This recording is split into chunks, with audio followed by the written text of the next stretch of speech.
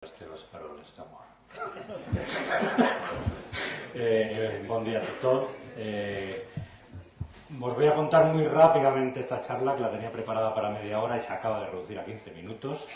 Solamente voy a contar cosas muy básicas de lo que es la tecnología del hidrógeno y después en el taller, si acaso, ampliamos un poquito más. Me gusta poner esta transparencia que veis aquí porque introduce muy bien lo que es el hidrógeno. Ahí tenéis a un lado las fuentes primarias, divididas en tres grupos, tendenciosos si queréis, pero son las que hay: combustibles fósiles, renovables, energía nuclear. Y tenéis al otro lado los servicios energéticos, que son los lugares donde utilizamos esas fuentes de energía. Pues aquí, por ejemplo, tenemos calor, tenemos luz, en los vehículos, etc. Y habitualmente el sitio donde están estas fuentes que llamamos primarias y el sitio donde están los servicios energéticos no es el mismo, obviamente. Y la eficiencia energética es cómo trasladamos esas fuentes primarias, la energía de esa fuente primaria, hasta los servicios energéticos. ¿Cómo hacemos eso? Con otras fuentes que se llaman fuentes secundarias o vectores energéticos, que así dicho suena raro, pero si os pongo algunos ejemplos los conocéis. Son los típicos hidrocarburos que compramos en una gasolinera para rellenar nuestro vehículo, o el señor del butano que se pasa por las calles para dejarnos el butano en casa.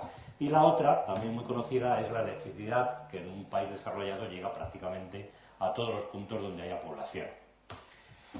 Bien, ¿qué es lo que hacemos para llevar esto hasta los servicios energéticos? Los hidrocarburos, como sabéis, vienen de los combustibles fósiles, básicamente. Los hidrocarburos de las gasolineras del refino de petróleo. Las fuentes renovables, la nuclear y los combustibles fósiles, las tres pueden producir electricidad y nos llevan electricidad hasta el sitio donde conocemos. Ahora, últimamente, se están metiendo las energías renovables en los últimos años en el mundo de los hidrocarburos, y perdonad que llame hidrocarburos a estas cosas que no lo son, pero digamos, a esa bolsa de hidrocarburos, entre comillas, a través del llamado bioetanol y el biodiesel, los biocombustibles en general. Pero veis que en el centro hay un hueco tendenciosamente dejado para el hidrógeno. Porque el hidrógeno, mucha gente dice que va a sustituir a una fuente fósil, va a sustituir a renovables o cosas parecidas. El hidrógeno es una fuente secundaria, es un vector energético. No puede sustituir a ninguna fuente primaria. El hidrógeno, al igual que los hidrocarburos, las gasolinas que usamos en las gasolineras, igual que la electricidad, hay que producirlo a partir de estas fuentes primarias. Lo único que hace es ayudar a la eficiencia energética de llevar la fuente primaria hasta nosotros. Y el hidrógeno, la ventaja que tiene es que, al igual que la electricidad, lo podemos producir a partir de cualquier fuente primaria que imaginemos, por lo menos las que tenemos ahora y seguramente cualquiera que se descubra en el futuro. Pero es que además podemos producir hidrógeno a partir de la electricidad y a partir de los hidrocarburos. Y por si fuera poco, y esta será la última parte, o sea, los últimos segundos de esta charla, podemos producir también electricidad a partir de este hidrógeno. Bueno, pues todos los proyectos que veis, que alguna gente cuando da una charla de este tipo dice, los problemas del hidrógeno son...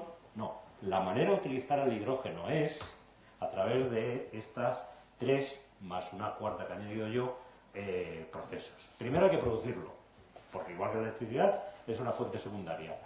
Después hay que almacenarlo. Ya sabéis el gran problema que tiene el almacenamiento de la electricidad. Suelen ser las baterías y no voy a contar mucho de batería, lo conocéis. Y después hay que usarlo. Y eso se hace a través de las pilas de combustible, que es lo que contaré al final. Y desde luego, ya de remate y de guinda, voy a hablar un poquito de la seguridad del hidrógeno, porque a mucha gente le da miedo el hidrógeno. Bueno, espero que cuando salgáis de aquí no os dé miedo el hidrógeno. Rápidamente, producción de hidrógeno. Esto es un resumen de lo que he contado antes. Os he puesto además las fuentes de energía que hay en España. Esto es datos del Ministerio de Industria, año 2014, ahora más o menos está igual, y como veis seguimos dependiendo mucho de los combustibles de arriba, que son los fósiles.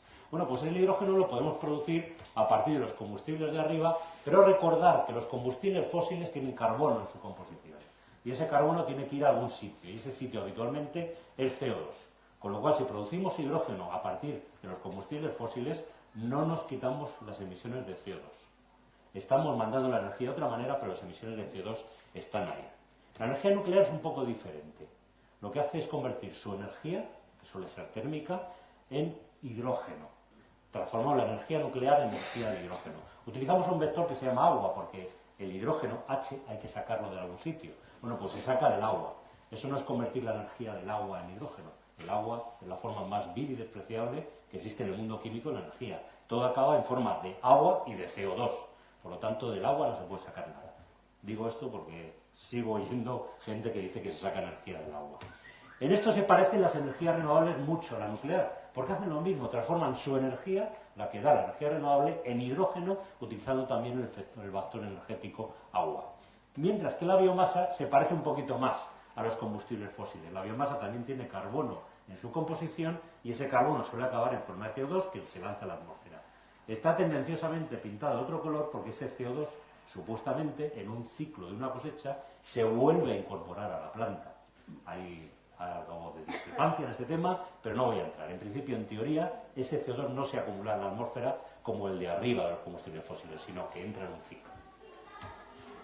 Hablando solamente de las renovables, no voy a hablar de otra cosa, estos son los métodos más habituales de utilizar la energía renovable para producir hidrógeno usando el vector agua. ¿Qué es lo que hacemos? En el caso de la electrólisis, el método más popular es romper la molécula de agua con electricidad en sus dos componentes, hidrógeno y oxígeno. En el caso de la termolisis del agua, lo que hacemos es romper con calor. Ahí tenéis unos sistemas de espejos que acumulan la energía solar para producir enormes temperaturas y que logran por diferentes métodos romper la molécula de agua.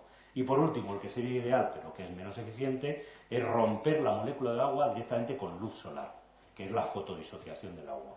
Evidentemente, el más eficiente es el de arriba, el menos eficiente es el de abajo. Por eso digo que el de arriba es el más popular.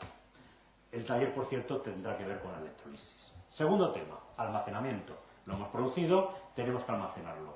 ¿Cómo? Bueno, pues es un gas, una sustancia química gaseosa, y hay tres métodos de almacenarlo básicamente. El primero, y más popular también, más difundido en este momento, es hidrógeno comprimido a alta presión. Las botellas o bombonas que llaman algunos de gases, habitualmente la presión estándar que tienen son 200 atmósferas, o 200 bar, o sea, 200 veces la presión atmosférica. Hay nuevos desarrollos que ya consiguen hasta 700 atmósferas. Y eso es un desarrollo estándar que cumple normativa de seguridad de la que ya digo hablaré un poquito al final.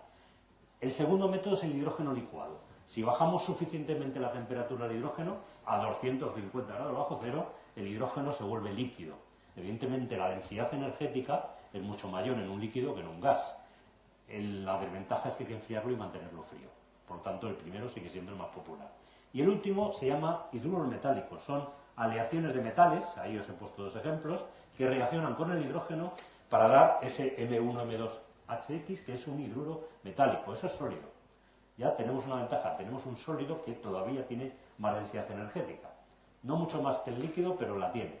El gran problema es lo caro que son estos hidruros, lo pesados, o sea, cantidad de masa que tienen por hidrógeno acumulado, y sobre todo lo lentos que son acumulando hidrógeno, con lo cual estamos otra vez en el famoso problema de las baterías, el tiempo que se tarda en cargar una batería con electricidad. Sigue siendo, como digo, más popular el primero. Ahí tenéis algunos ejemplos de aplicación de depósitos de hidrógeno comprimido, de hidrógeno líquido en vehículos. Y vamos a hablar ya para terminar de pilas de combustible. Una pila de combustible es un sistema muy parecido a las baterías o pilas que conocéis, o sea, son sistemas electroquímicos. Hay un electrodo positivo, un electrodo negativo, están separadas por un electrolito para que no haya contacto eléctrico, pero sí químico, y en los dos bornes sale electricidad. ¿De dónde sale? De las sustancias que tiene esa batería. Pues tenemos baterías de manganeso zinc ahí arriba, de plomo, la típica de laboratorio que veis ahora, ahí abajo, que es de zinc cobre. Según se van componiendo, se van gastando estos componentes, cobre, zinc, manganeso, etcétera, la electricidad que va produciendo está en la energía de esos componentes terminan perdiendo toda su energía. En ese momento la pila se tira para reciclar o se recarga como es energía eléctrica y los componentes vuelven a crearse. En principio una pila de combustible se parece mucho en todo excepto en lo último, no gasta nada de lo que tiene dentro. Una pila de combustible, un esquema lo veis aquí. Hay un ánodo, un cátodo, un polo positivo, uno negativo, hay un electrolito que está pintado en amarillo ahí, que es el que intercambia materia, luego hablaremos si queréis de ella, y produce electricidad porque le estamos alimentando todo el rato un combustible, que en nuestro caso es el hidrógeno, que tenéis ahí pintado de rojo a la izquierda. Y por el otro estamos alimentando un comburente, oxígeno en nuestro caso. La reacción es que hidrógeno y oxígeno se mezclan para producir agua y energía, que en este caso es energía eléctrica directamente. produce energía eléctrica directamente a partir del hidrógeno y el oxígeno. Es la misma reacción que hemos visto antes, pero al revés. Hace lo contrario de un electrolizador, por ejemplo.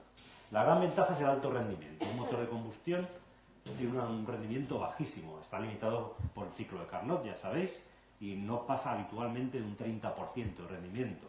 Mientras que una pila de combustible, su rendimiento teórico puede llegar al 100%. Y ahí no me va a dar tiempo a contarlo, pero hay pilas de combustible que llegan al 90% de rendimiento. Con lo cual no estamos limitados por un motor térmico. Tenemos una energía limpia si el hidrógeno lo hemos sacado de energías renovables, no de fósiles, y tenemos además un alto rendimiento en su uso. Estamos aumentando enormemente la eficiencia energética y además a través de una energía renovable.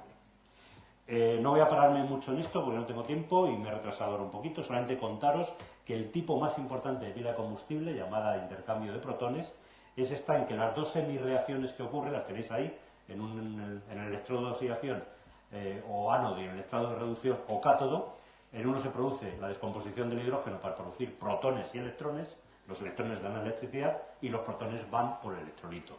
Mientras que en el otro, en el cátodo, el oxígeno reacciona con esos protones, recoge los electrones que vienen de la corriente eléctrica y produce agua.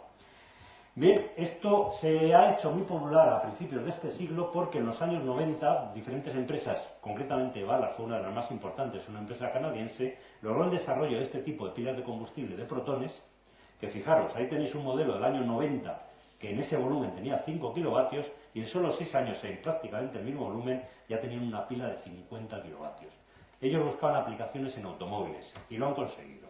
Básicamente un vehículo eléctrico que funciona con hidrógeno, con electricidad que viene del hidrógeno a través de una pila, se parece mucho a un vehículo eléctrico de baterías, que lo tenéis ahí en el esquema, con la diferencia que las baterías las dejamos mucho más pequeñitas para picos de aceleración, recarga por la frenada, y es lo mismo que en un coche eléctrico, y el que da la energía fundamentalmente es la pila de combustible produciendo electricidad a partir del depósito de hidrógeno. Es un vehículo, por lo tanto, eléctrico, pero que sale la energía eléctrica directamente del hidrógeno del combustible. Aplicaciones comerciales, pues tenéis,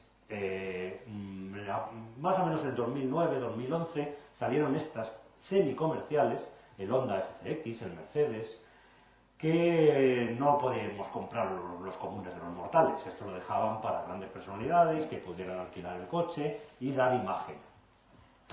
Estos tampoco los podemos comprar los comunes de los mortales en la península ibérica, porque aquí no hay red de combustible, ahí no hay red de distribución de hidrógeno, y mientras que en Escandinavia, Alemania, Inglaterra, Francia, California sí que están vendiendo estos coches, el Toyota Mirai y el Hyundai, fijaros que empezaron en 2015, hay países en los que aún no venden ni Toyota ni Hyundai, porque están en producción en serie, del orden van a producir en estos años hasta el 2020 unos 15.000, 20.000 vehículos, y evidentemente hay mucha demanda ya en los países que os he dicho, como para que vengan a vender en países donde ni siquiera tenemos expectativas de tener plantas de distribución de hidrógeno. De eso hablaremos luego en el taller si queréis un poquito más.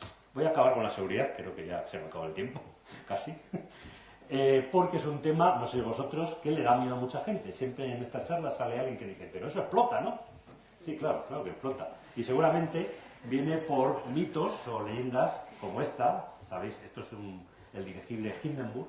Los dirigibles eran métodos de llevar personal entre América y Estados Unidos y viceversa, el método más rápido antes de la Segunda Guerra Mundial. Un método aéreo que llevaba un montón de personas, no sé cuántos cabían, 100 y pico, 200 incluso. Bueno, pues a partir de este accidente ya dejaron de usarse. Esto era el dirigible Hindenburg, un dirigible alemán, que en lugar de llenarlo de helio, como los americanos no se lo vendían y son los únicos que tenían y siguen teniendo helio en el mundo, ellos lo que hacían es llenarlo de hidrógeno, que eso sí que lo podían producir en Alemania. Daba mucha más elevación que el helio incluso, pero eso sí, es un combustible. Y claro, en un momento dado, el Hindenburg resultó, y habéis visto incluso películas del tema, en un accidente terrible que se acusó al hidrógeno, malísimo, malo, de la película, de ser el responsable. Bueno, después se ha visto que no es tan responsable. Ahí el dirigible, aparte de hidrógeno, tenía una cubierta muy interesante hecha de papel, pero no un papel cualquiera, un papel al que se le había dado cierta resistencia, con ácido nítrico sulfúrico, y que se llama nitrocelulosa, el producto resultante. Si no suena el nombre nitrocelulosa, se llama también algodón pólvora, es un explosivo. Y para que además no reflejara mucho el sol, no calentara mucho el sol, perdón, había un material que lo reflejaba, que era aluminio finamente dividido en polvo. Eso es un detonante. Vale. Si llenas un dirigible de hidrógeno combustible y pones alrededor un explosivo y después un detonante, lo raro es que esto no hubiera ocurrido antes, ¿verdad? Le cayó un rayo y se reventó. La culpa no fue tanto el hidrógeno hizo lo que debía, el pobrecito. Es un combustible, le detonan, explota. De hecho, os traigo aquí un trocito de Hindenburg. Aquí. Pues es un papel, esto es lo que recubría Hindenburg. No tengo el aluminio, pero vamos, es un papel normal y corriente que, ya digo, para darle resistencia, se trata con ácido nítrico y se forma la nitrocelulosa. A esto le pego un rayo. Bueno, pues vamos a hacer que caiga un rayo sobre nuestro trozo de Hindenburg y lo que ocurre con el trocito de Hindenburg es una cosa como esta. No sé vosotros, yo no me subo un aparato que esté hecho, pero eso sí, la culpa la tuvo el hidrógeno, siempre es bueno que haya niños para echarles la culpa. Un ejemplo final, ya para acabar. Esto es un experimento que lo ponemos todos de la Universidad de Miami de hace unos años, en que se enfrenta un coche de hidrógeno contra un coche de gasolina. Se genera un accidente, que es nervioso, pero posible, en que el depósito tiene una fuga y salta una chispa. Cualquier chispa enciende tanto la gasolina como el hidrógeno. La diferencia, las imágenes están tratadas para que veáis la llama del hidrógeno, por si no se vería, es invisible a los ojos, como lo esencial. Lo que ocurre es algo como esto. El hidrógeno es un gas que evidentemente eleva al Hindenburg, tiende a ir para arriba porque es muy poco denso. Ahí tenéis la llama del hidrógeno, siempre va para arriba y fuera de la cabina. Ahí tenéis la llama de la gasolina. Las gasolinas, en cuanto salen al ambiente, forman sprays que se distribuyen por todo el ambiente, de arriba a abajo. Se llena el ambiente del coche y donde se quema la gasolina siempre en la cabina. Y el coche de gasolina sigue quemándose y sigue quemándose, y no sé vosotros, pero yo prefiero estar en el coche de hidrógeno. ¿Qué queréis que os diga? Ya sé que es tendencioso, no todos los accidentes van a ser así, pero esos depósitos que os he enseñado estandarizados en distintos bares son en muchos accidentes más seguros que los depósitos de combustibles líquidos, y esto es un ejemplo. Y os recuerdo cuando montáis en un coche con combustión interna, el depósito de gasolina está detrás del asiento de atrás. Y espero que a partir de ahora dejéis de tener miedo al hidrógeno, pero no le tengáis miedo a la gasolina, que los coches de gasolina no explotan así espontáneamente, excepto en los Simpson, ahí sí que ocurre. Pero en la vida real, los coches de gasolina tampoco explotan. Ambos, hidrógeno y gasolina, suelen tener estándares de seguridad. Y si tenéis alguna pregunta, hacedla en el taller. Muchas gracias por vuestra atención.